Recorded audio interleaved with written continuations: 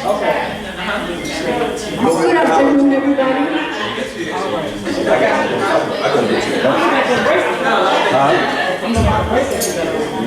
Which one? The one that's in the I know, yeah. You know what this comes from? Yeah. Look at indigenous people, wherever they are in the world. And they never separate themselves from that which they came out of. Not only in the physical. Hey, good afternoon, everybody. Are you ready? Thank you. Yeah, but thank you. So, this is a presentation of health literacy, which normally is a 2-semester, 3-credit classes. On behalf of our George Mason University, so I want to be very brief, just describing some of the factors that affect health literacy and why do we call it really a silent epidemic, and how that can be linked really to the power of peer support.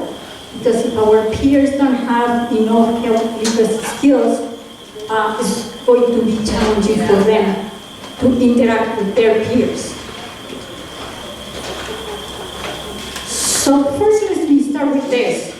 We can spend some 10 seconds just thinking about us. I heard during the day talking about different aspects of us as humans. But we need to realize the fact that life is just a combination of what we have, a geographic accident and a genetic lottery.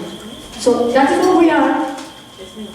If nobody has chosen a way to be born or our genes. So it's very important to understand that when we are talking about health literacy and why people doesn't understand what we will mention to them. So I talk about the geographic accident. Is that what determines our health? It's a very good question for all of us that probably we can talk a little bit better. Or a genetic lottery? Is that all? How health literacy plays a role on all of these issues. So since we're talking about health literacy, let's start with what's health. And you know there are many definitions or understandings of health. And first, WHO, which is probably what we know better. We see there as a whole component of well-being, not just the absence of disease or infirmity. But about 15 years ago, I had a grant of me by the organization I was affiliated to go into 40 states, including Puerto Rico and Hawaii, trying to look for gaps in access to HIV-positive patients to the system. So we incorporated 2 particular topics. One was what's health, and the second one, what is an infectious diseases. And we realized that people has in the United States, people who participated were selected among people who is more than 3 generations in the US, so language and culture was not a major gap. And we found out 27 different definitions of health. So every time you talk to your peers, your patients, your customers, they may understand something different about health, not the word, but what health means for them. That's very important because that is going to reflect in how much importance they are going to place in taking care of their health. So what is health literacy then? Is the medication, is the diet, is the access to broadband, is our peers telling us something. So I'm going to go very briefly about all the factors that may influence that, but first, everybody's talking about peers, and peers really come from the Latin, right? Peer. So our equals, but our equals in which sense? So we're looking at a couple of research studies about peers, and they describe that as people that share the same activities, the routines, the artifacts, the thoughts and concerns. So it's very important for that reason that the health literacy skills that our peers have is really appropriate so they can help us to navigate the system. And these are some of areas that influence health literacy skills in people. The social determinants of health, we have heard about that during the morning sessions, equity, and the equitable communication and misinformation, culture, language, acculturation, lack of understanding and trust, cultural competence, cultural awareness, cultural humility. We're talking about racial and ethnic diversity, the immigration status, work conditions, bias, stigma, class standards, and messaging transcreation and culturally tailored communication. I realized, and I'm teaching in 2 or 3 universities, that some of medical schools and nursing schools don't talk about messaging transcreation. And when I talk to the students, they believe that is something new. We're using messaging transcreation for the past 15 years in the healthcare arena. There's some story about how health literacy creates a huge gap in communication. At the beginning of the pandemic, websites in Virginia, in the official website, they were telling people in Spanish that the Hispanic community does not need a vaccine. So we had the media frenzy there, and what happened is that they were trying to say that Latinos are not going to be forced to be vaccinated. What happened? The people that was working in the communication team didn't know anything about health literacy or messaging transcreation. So they did the easy thing, and they used Google Translate. So there are so many gaps and pieces of misinformation that we can promote unintentionally. Social determinants of health, you have seen them. We have been talking about them, and I'm going to talk about just a couple of things about the main areas that influence really health literacy skills. That is one of them. If you're looking at the social determinants of health, and you remember during the pandemic times, we were using the telehealth, we were using the telemedicine, but there are so many zip codes that don't have broadband, cell phones, or access to any kind of media. So if we are thinking about these particular populations, of course, health literacy skills gonna show.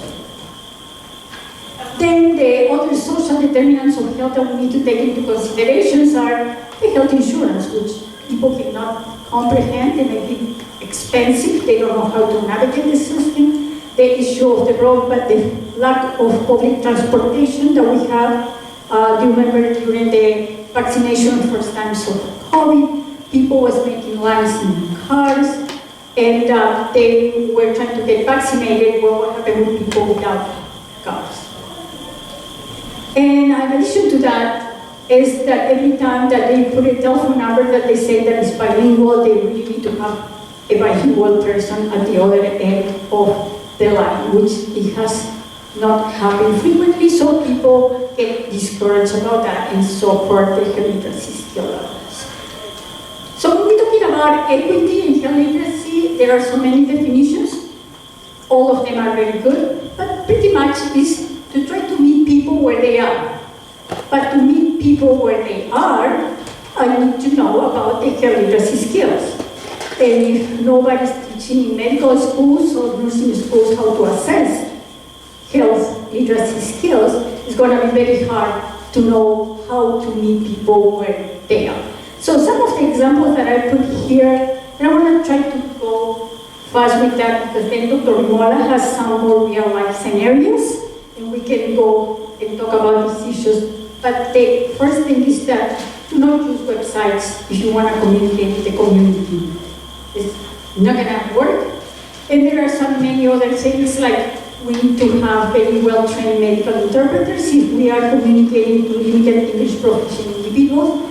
And then never ever use translation services or Google if you really try to communicate with people with limited English proficiency. So the messaging transcreation is the only equitable way to to communicate with people with different cultural values or different language skills. Culture is a challenge for health literacy. That is nothing new, because we know that culture is going to define what the doctor and the patient believe about the cause of diseases, what social workers or doctors or health providers are thinking about a disease may not be exactly what the patients are thinking about a disease. So how the health issues are being perceived. What is to feel sick is a very cultural issue. Who should provide the treatment for any particular illness? It may be the pharmacy, it may be the huesero, it may be some particular healer or a family member. And then the doctors, the systems also the default providers. And the type of path that we should follow one is being determined that is an illness there. Because some people, as you could see now with COVID, they were trying to follow the beliefs and the science path or the political path. And the way that is health literacy being influenced by culture, as I mentioned to you, there were some people still talking about the evil eye, the voodoo, or the COVID-19 without really don't knowing clearly what was the reason for many people to get sick. We can see over there that there are so many things, but the type of treatment that patients prefer is something that I started learning when I came here to the US, to Howard University, to do my residency about 30 years ago. And I just realized that if you have a cold, or you're feeling depressed, if you have anxiety, anything, you just go for chicken soup. Haven't heard that before in other places, but that was the type of treatment of preference here in the US.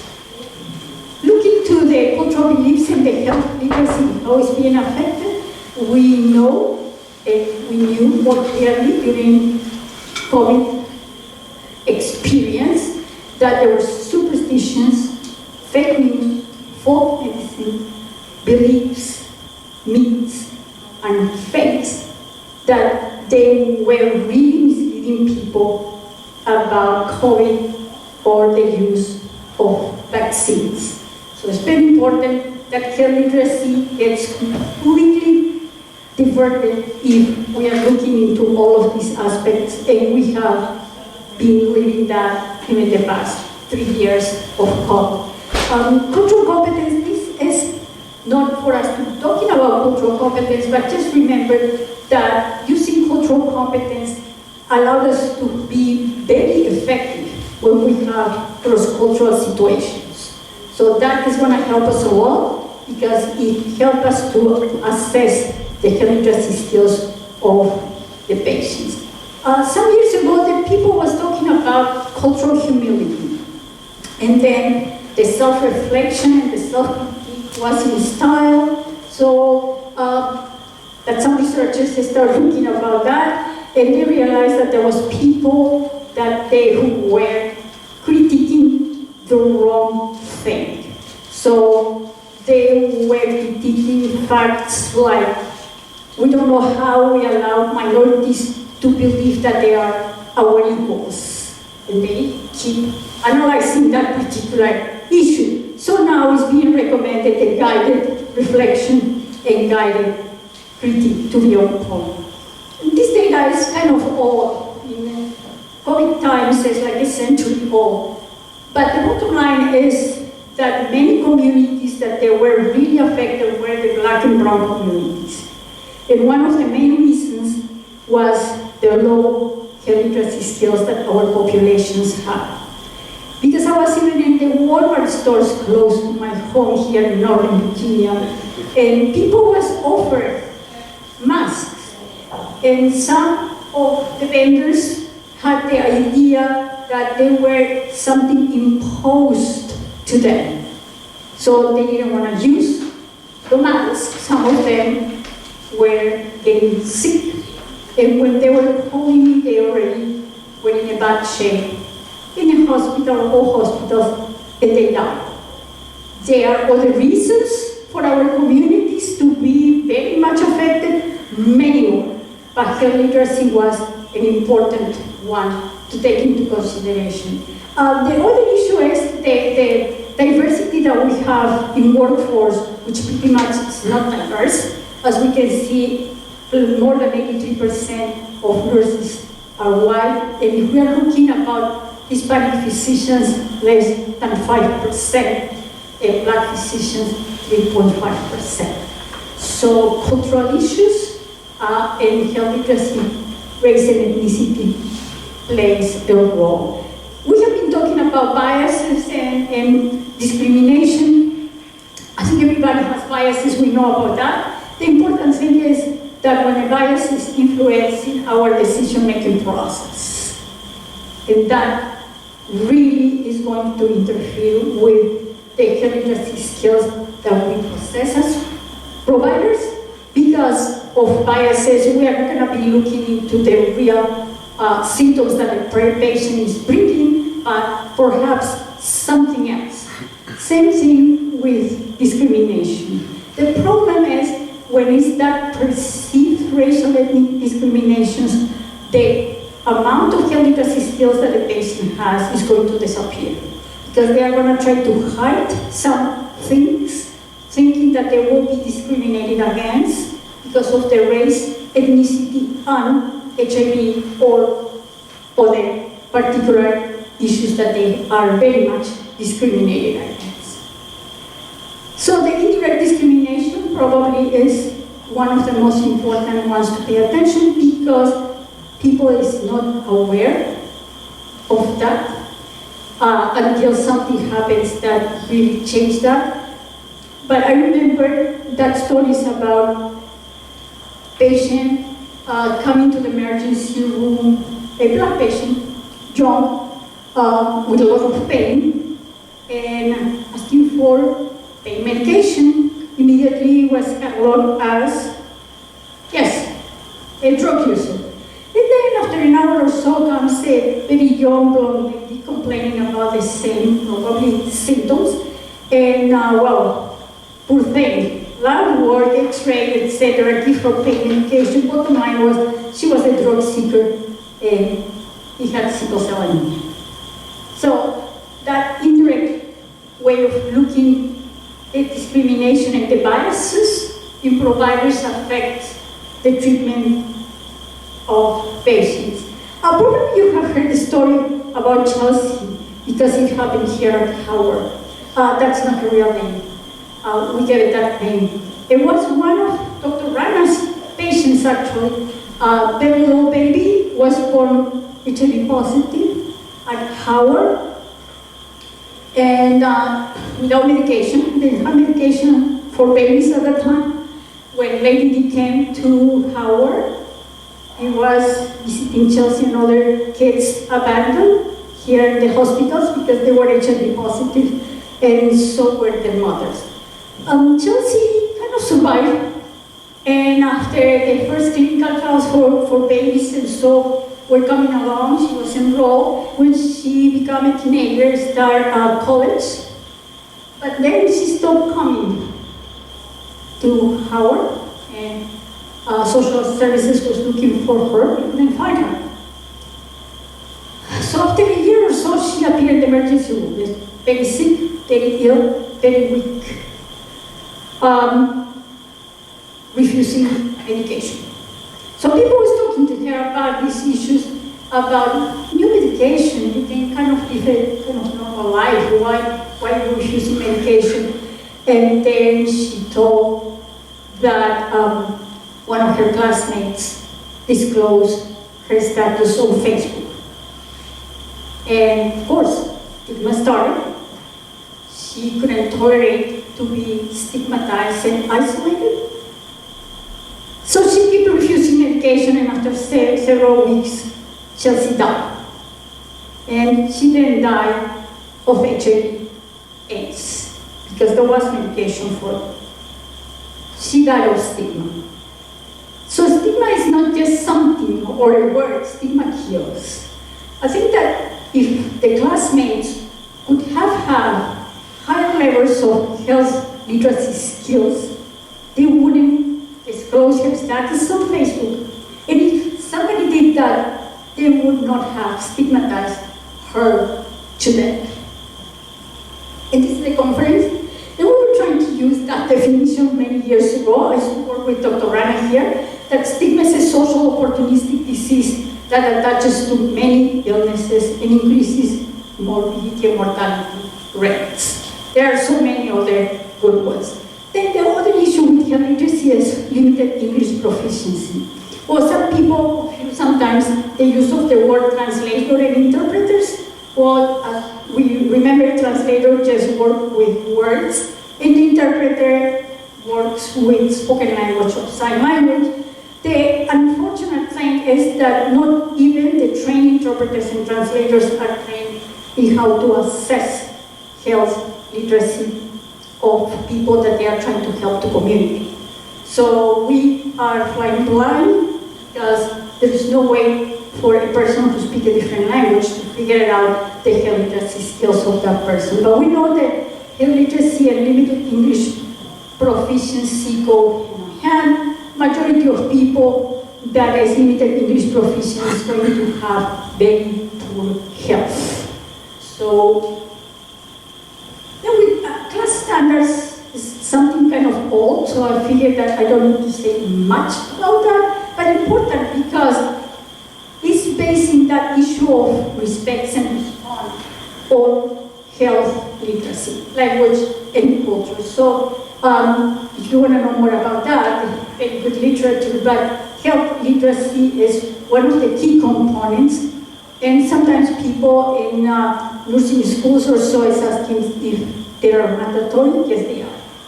For all of us, they are mandatory.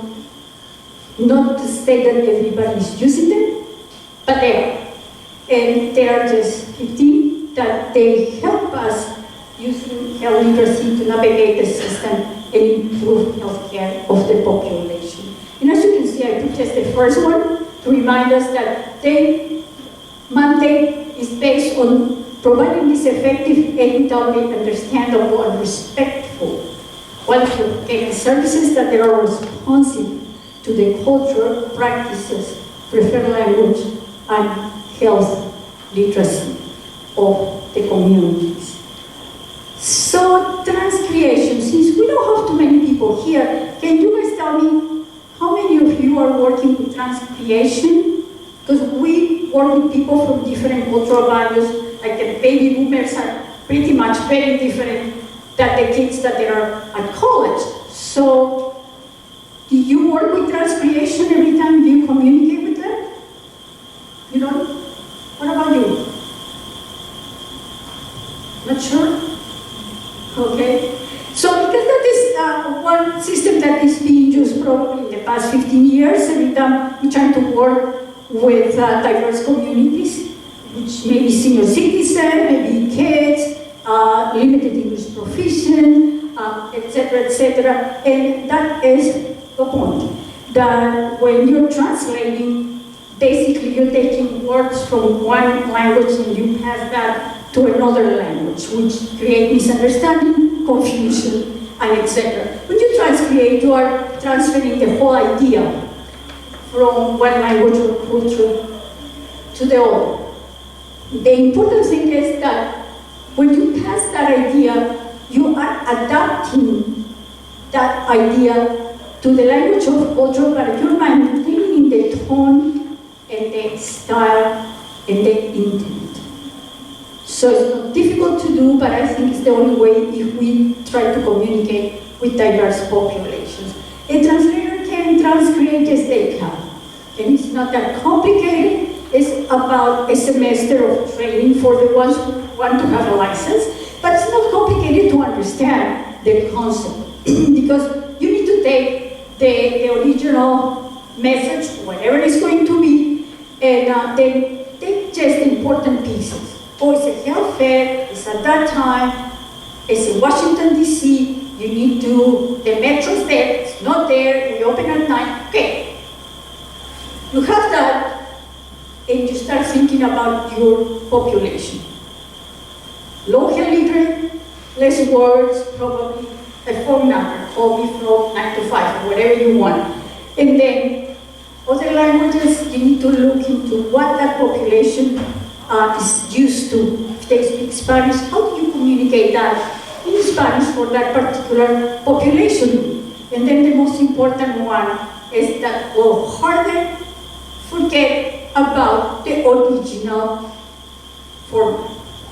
Because if people start remembering the original, they are trying to translate one word that they may have a total different meaning in the other language. And then, with all the linguistic skills, you produce the new document or the new video, whatever the intention of communication is all about. So the translation goes into one direction, translation goes in a very much opposite direction. So I mentioned, as I said at the beginning, all the issues that may affect the health literacy skills of people. So what is health literacy then? That's health literacy. It's the cultural, cognitive, and social skill, which determines the motivation and ability of individuals to get access to information, understand, and use it. I like this definition very much.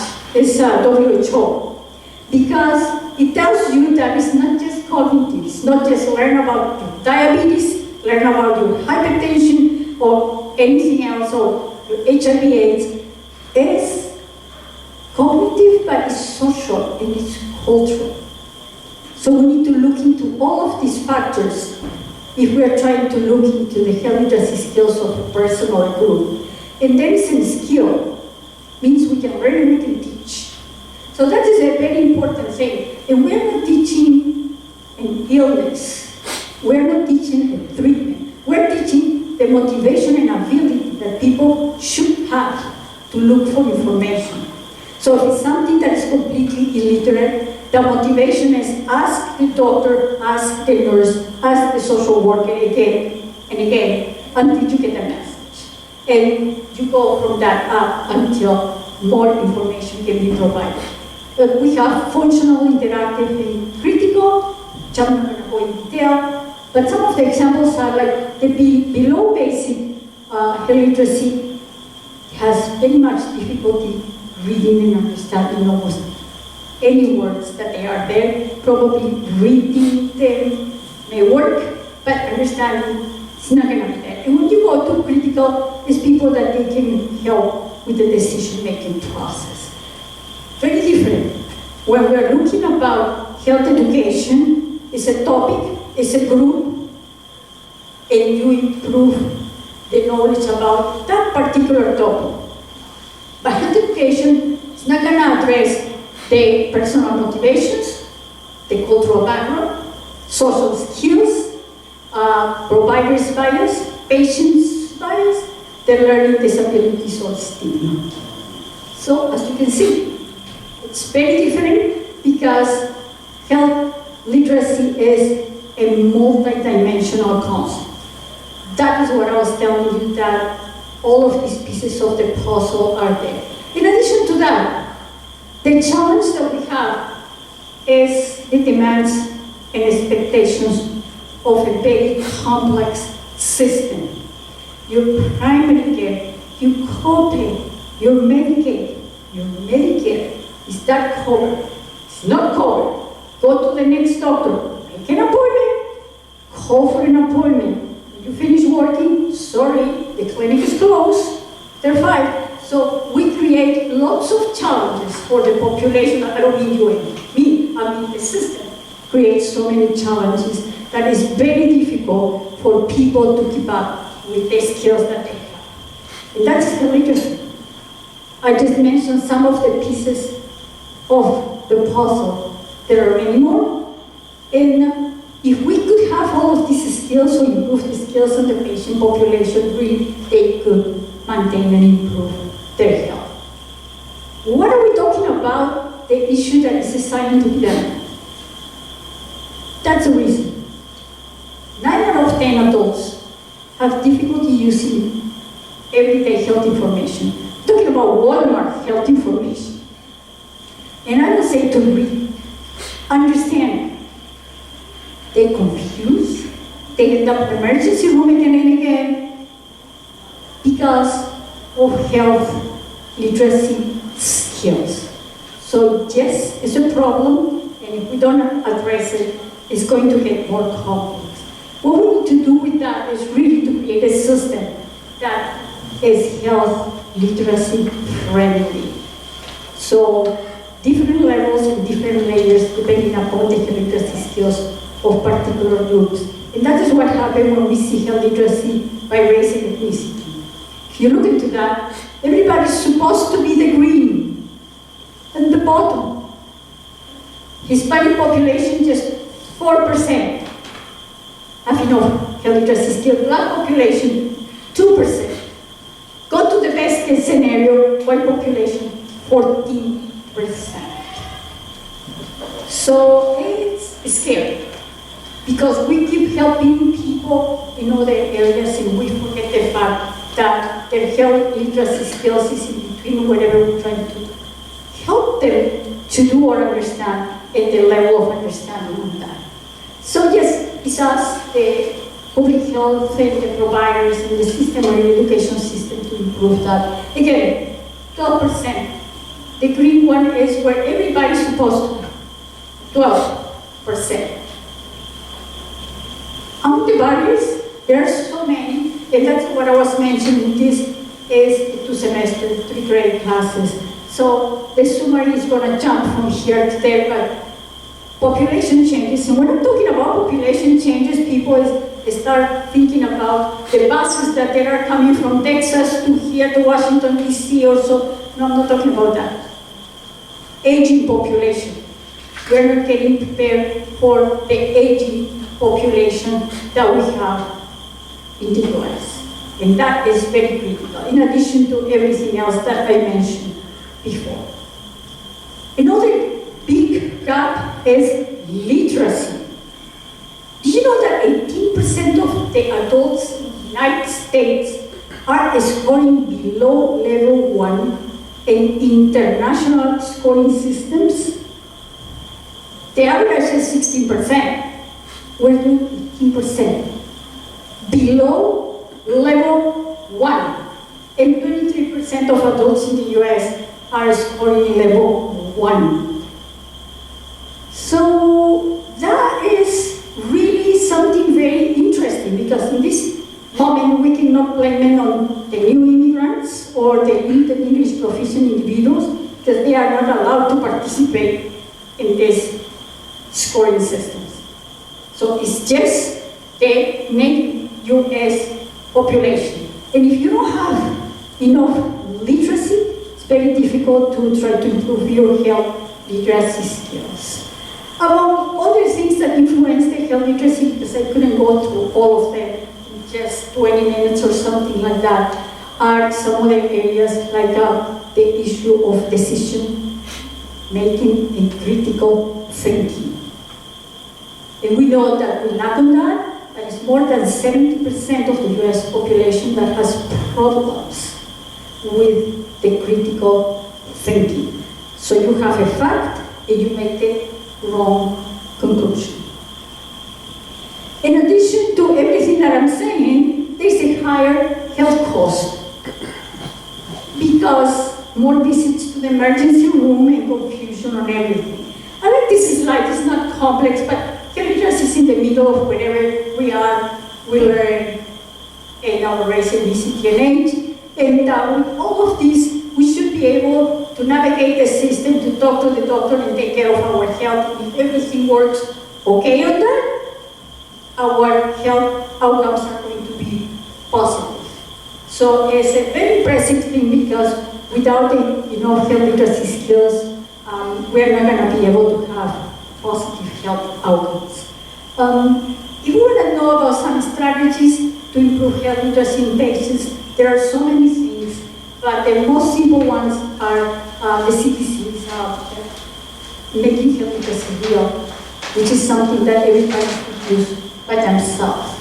There are a couple of things that I want for all of us to remember, because I'm almost at the end of the presentation, and Dr. Mola has another piece of that. And if you can remember two things from this presentation, one is that, and please remember that 10% of people really understand what you're saying. The rest of the people understand your words, but not what you mean with that words and that word, which is that 99% of Americans can read, and only 12% are health literate. So I don't want to go into more details, more than the last one here, because I think it's important people start using this teach back. Some years ago, people can repeat almost anything. And I remember one of the patients that was told to take medication 3 times a day, and the residents were making that patient to repeat that again and again. When the patient came back about 2 weeks after the first appointment, they were asking, okay, can you say how are you taking your medication? And the patient is 3 times a day. So then I asked the second question, can you tell me the exact hours that you're taking your medication? And the patient says, at 6 a.m., 6:30, and 7, because I gotta go to work after that. So it defeats the purpose of the 3 times a day. And that is why it's so important to don't use teach back, but make sure of the health literacy skills of the person. Are you really understanding? And that is what happened. More visits to the emergency room, more days in the hospital. They cannot follow the treatment plans. It's something too complex. If people have low health literacy, of course, the mortality rates are high. And again, there were so many years ago that we're using this definition, as you can see there, 1998, and trying to make people understand that it's not health education what people really need, but improve health literacy skills. So in summary, I was trying to remind you that health literacy is really silent epidemic. So we need to start thinking about that, assessing health literacy and trying to improve health literacy of our patient population of clients. So I don't know if you have any questions for me, otherwise Dr. Imola has another piece of the presentation. Thanks.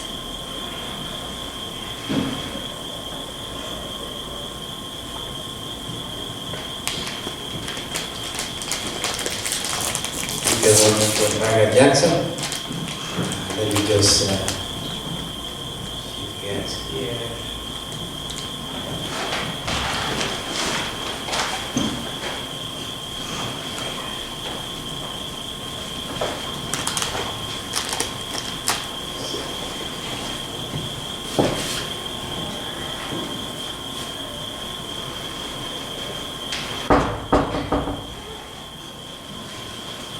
First of all, I want to thank you to the International Conference on Stigma for the invitation to participate and to our university. My name is Dr. Imola. I am a physician. Originally, I am an immigrant from Guatemala. My field is obstetrics and gynecology, and I work for Innova Health System. And also, I am the co-chair of the National Hispanic Medical Association in the DC metro area. What I will talk today is mostly about the health disparities in the COVID-19 pandemic, vaccines, and local literacy and stigma. And mostly my topic is going to be based on the impact in the Latino community. As was already mentioned a few times during this conference, the social determinants of health, just a reminder, are the conditions and the places where people live, learn, work, and play, affect a wide range of health and quality of life, risks, and outcomes. And we have seen it during the COVID-19 pandemic, that a lot of these determinants of health make the pandemic more severe on communities of color. Latinos are a diverse community from the cultural and socioeconomic standpoint. We have Latinos coming from different countries of Latin America with different backgrounds. And health literacy was one of the important social determinants of health that influence the health outcomes related to the pandemic.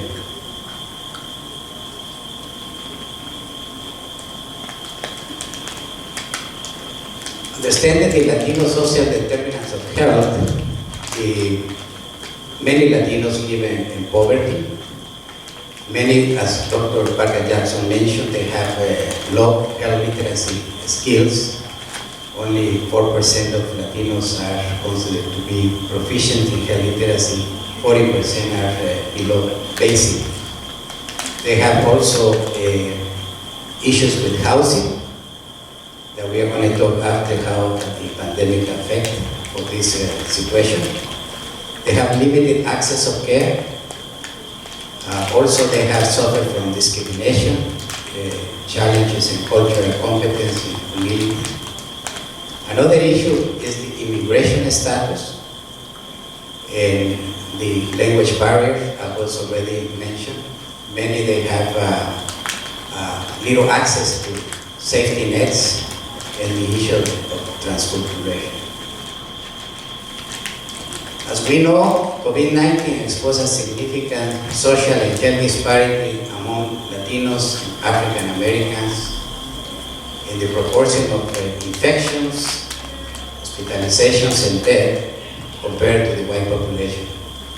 Black and Hispanic Americans of similar age was nearly twice as likely as white Americans to die from COVID-19.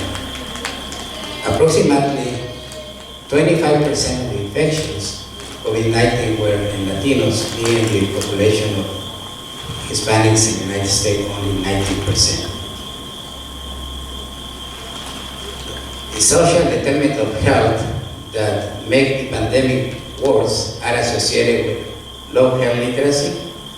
People didn't know about many of the safety, like using masks. They were not receiving the correct information, even many people did not read. They were not able to get the proper information. They have also limited access to safety nets. They were not receiving benefits. They were what we can call essential workers. They will not be able to stay home. They will not receive any payment from the government, so they have to work in supermarkets and factories with meat packing. They will not be able to be distance, social distance didn't happen. So they have a large number of infections, and then when they came home, they were living in places where there is a lot of families and buildings, and more than one family. So the rate of infection was very high. There was also a food insecurity issue. 40% of Latinos reported food insecurity during the pandemic.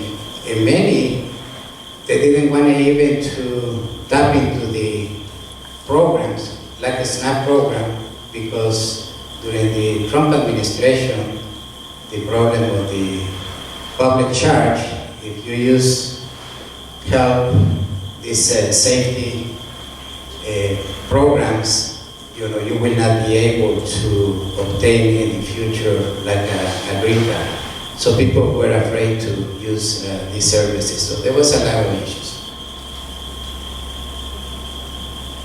I already mentioned the multi-generational household, living several families in one apartment or townhouse.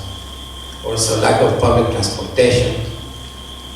And we know that people with low income, they have the sidewalks is only present in 49%, as opposed on people of high income is 89%. So there was not a lot of places for people even to be able to walk without being in close contact with another person. We already talked about health literacy, the limited language and cultural competent information. Dr. Parker Jackson mentioned the situation at Fairfax County, Virginia Department of Health, that the translation was done through Google and the information was not properly given, and that has to be corrected. And we did some advice to use professional translators in the future.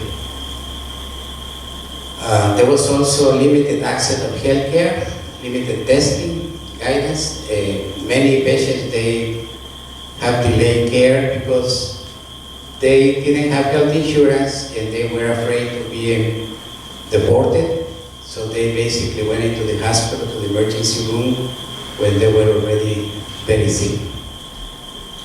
The COVID-19 vaccination in the beginning was Latinos were not very, before the vaccine was started, Latinos were not willing to get vaccinated for many reasons, as it has happened in the past. Latinos in general have lower vaccination rates, for example, for flu. Over time, this was overcome, and I'm going to show in Virginia what happened, and I think this is mostly probably happening in all United States at this point, but the number of vaccinations actually in Latinos improved over time.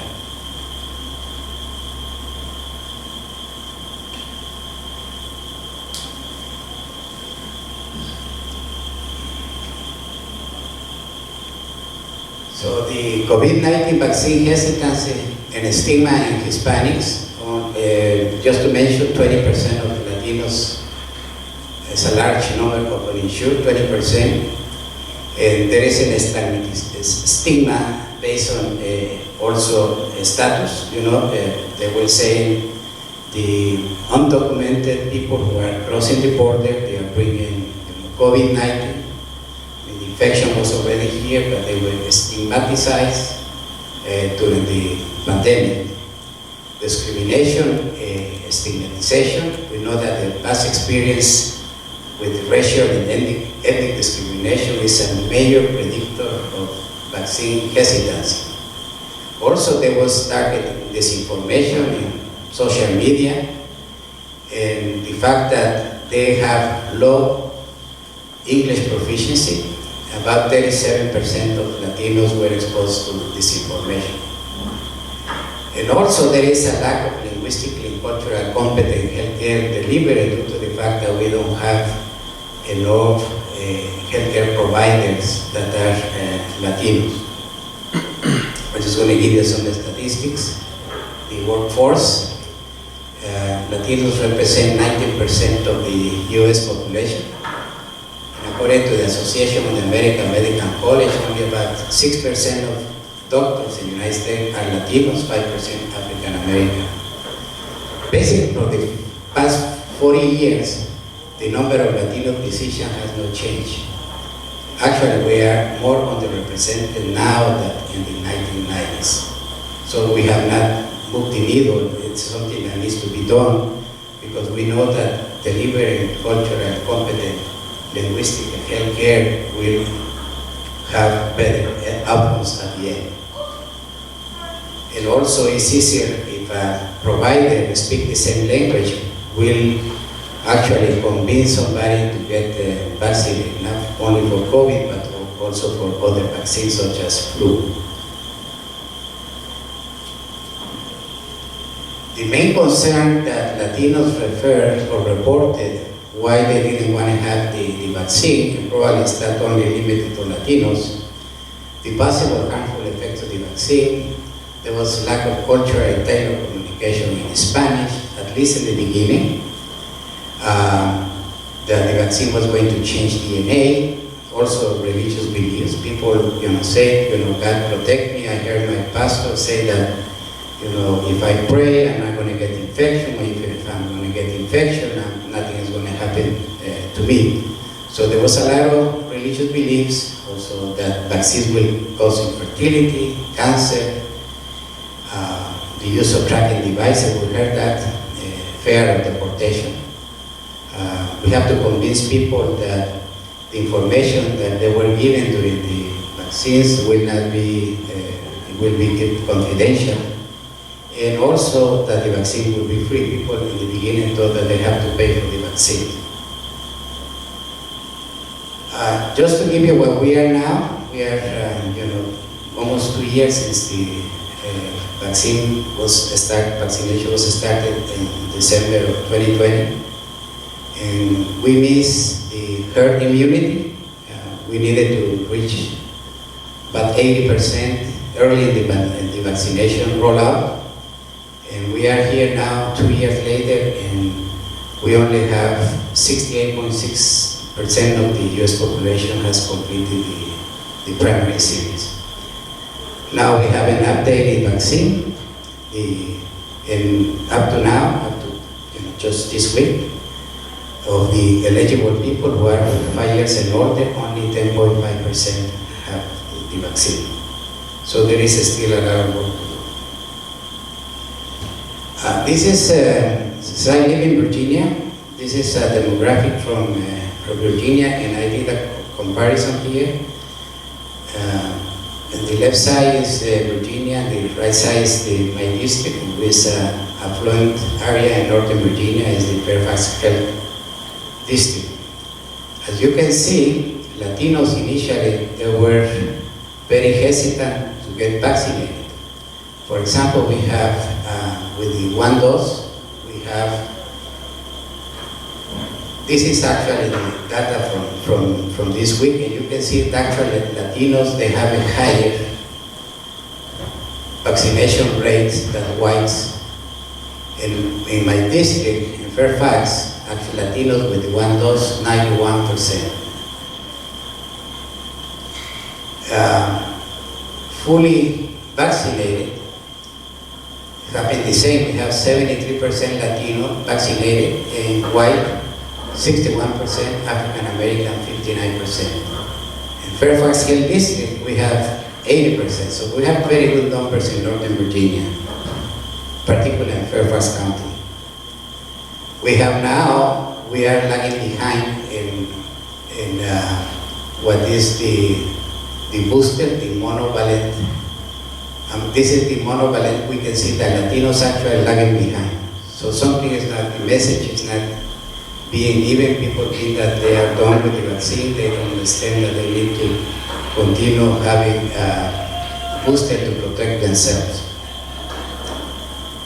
And this is just the new vaccine, the updated vaccine.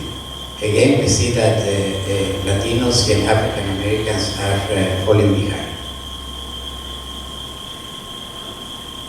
What was done to improve these vaccination rates, some of the efforts that they were done to help campaigns supported by Latino institutions such as the National Hispanic Medical Association, educational materials in Spanish according to Latino health literacy skills, social media diffusion using influential Latino representative, and what Dr. Vargas mentioned, the message transcreation, and information is adapted to the language, health literacy, culture, and social background of the Latino community. The National Hispanic Medical Association, with a grant with CDC and Johnson & Johnson, started a program called Vaccinate for All. In this program, we have 9 chapters in the United States. Each chapter have Vaccinate for All champions. We know that the healthcare providers are trusted sources, so they have these champions that they sign, and we invite people from the community, such as pastors, educators, coaches, and they joined this effort, and we were able to organize events, social media diffusion with the message, and also this develop a toolkit for physicians, so they have all the information with graphics to provide to the patients about the vaccine. This is the toolkit, advocacy toolkit. Now we have the new vaccine that was approved at the end of August. It's better to call updated vaccine. That is a combination. 50% of the original COVID-19 and the 50% of the Omicron. We see now that African Americans and Latinos are falling behind in these boosters, and I think we need to work more, giving more information what this is important, because we are having, unfortunately, new variants that are emerging. And we have to make sure that people understand that these vaccines don't protect you from getting COVID-19, but basically will make you less likely to be hospitalized and die. It's not going to prevent infection. This vaccine has been, the Moderna was approved for kids 6 years and older, and the Pfizer for 5 years and older. Once again, the Vaccine Monitor Survey finds that the awareness of the updated booster is modest, so we need to do something more how to get to the people to understand that it's very important to get this new updated vaccine. And this is through cultural tailored information. We have to make sure that people understand that the virus continues to mutate. We are still in the family of Omicron, and of concern is that it seems to be that these new variants, maybe they are going to be more likely to evade a prior infection or even a vaccine. But still the best protection that we have is the vaccine. Some of the lessons from my own experience working in my county is that Latinos, first of all, that COVID-19 exposed significant health disparities among Latinos due to low literacy, stigma, among other social determinants of health. Latinos were disproportionately affected by COVID-19 in Fairfax County. At one point during the pandemic, Latinos represent 65% of the cases in the county, and the population of Latinos is only 60%. What we did, that we called for an emergency meeting with the health, to the director of the Fairfax County Health Department, and start having Zoom meetings on a weekly basis. We meet with the community leaders, organizations of the Latino community, and to start doing outreach about people, teaching them about using masks, social distancing, washing hands, and the numbers actually infections start coming down, and also we have done this outreach for the vaccines as well. So we learned that many of the communications from the health department were not transcribed into Spanish language, and we recommended the hiring of professional translators, use of cultural tailored communications. We recommended more outreach in social media, radio, and Spanish TV. Latinos use a lot of WhatsApp, so we recommended more messaging to this way. Also, we recommended the hiring of more bilingual, bicultural, and contact tracers. And the Latino organization, non-profits, they play a very important role in the mitigation process, because they are trusted organizations in the community, such as Lula, El Futuro, Bacalao, Casa, among others. I got my vaccine on December of 2020, and I did an interview in Spanish and English about the safety, and I did a lot of webinars in Spanish, trying to to make sure that people understand that the vaccine was safe. As an OBGYN, there was a concern whether or not pregnant women will take the vaccine. We know that they were not included in the clinical trials for obvious reasons. However, after we start having the data about these people, mostly doctors and nurses that were vaccinated during the pandemic, and we knew that there was no no side effects. The vaccine was approved for pregnant women, and actually we recommend it strongly because pregnant women that were getting infected, actually they were having higher risk of intubation, hospitalization, and mortality. During the Delta wave, the ICUs were full of pregnant women. So we started recommending very strongly the vaccination. Also, we knew that giving the vaccine to the man will give immunity, passive immunity to the newborn who cannot be vaccinated until after 6 months. This is one of our campaigns for this program called Vaccinate for All. So we health fairs, and we have a clinic, COVID-19 clinic. Also, something that we did very important in the county is this program. This was a grant from the Office of Minority Health that we start doing training for to providers on health literacy. And we wanted to make sure that the providers, if they are not Spanish speaking, that they can understand the health literacy of their Spanish population. Because if you understand where they are coming from, you are more likely to talk to them in a way that you can convince about the benefits of the vaccine. This is just an example. We did case studies, for example, with the residents, medical students.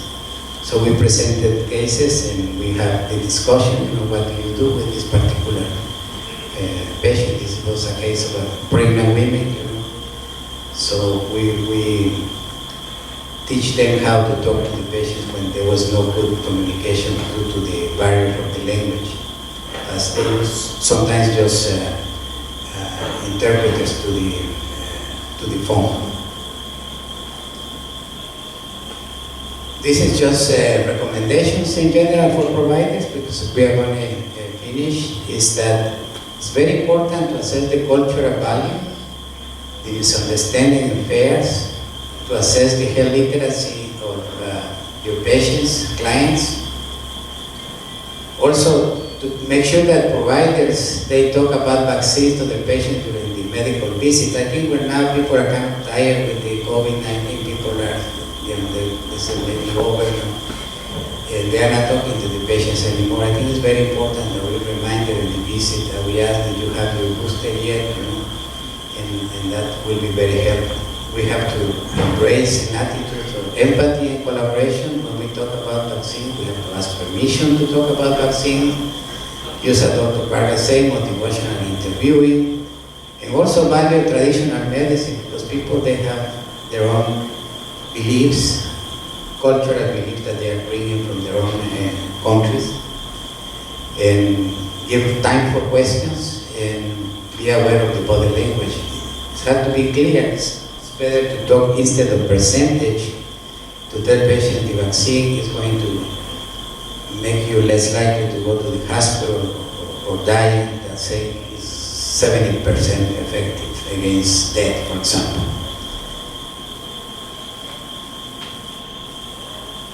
So that's my last. I just want to thank you. I don't know if anybody has any question for Dr. Vargas and myself. So.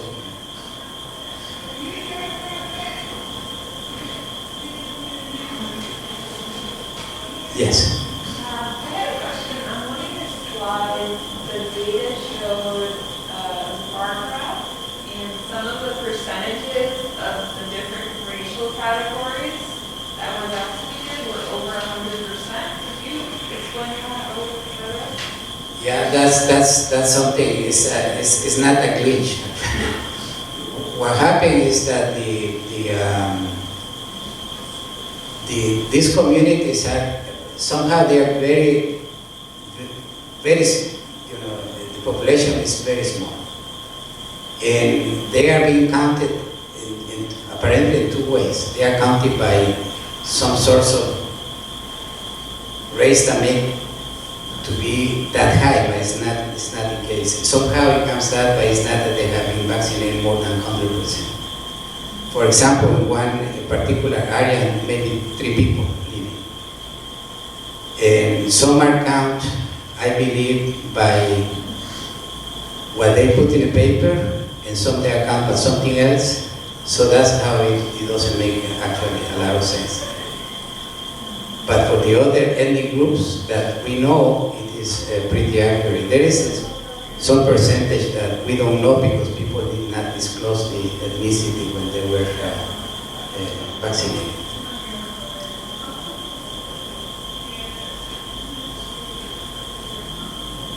Any question for Dr. Parker?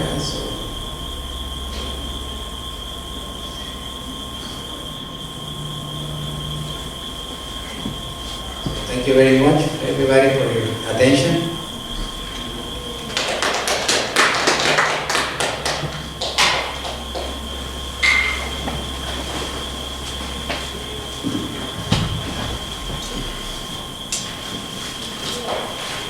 Yeah.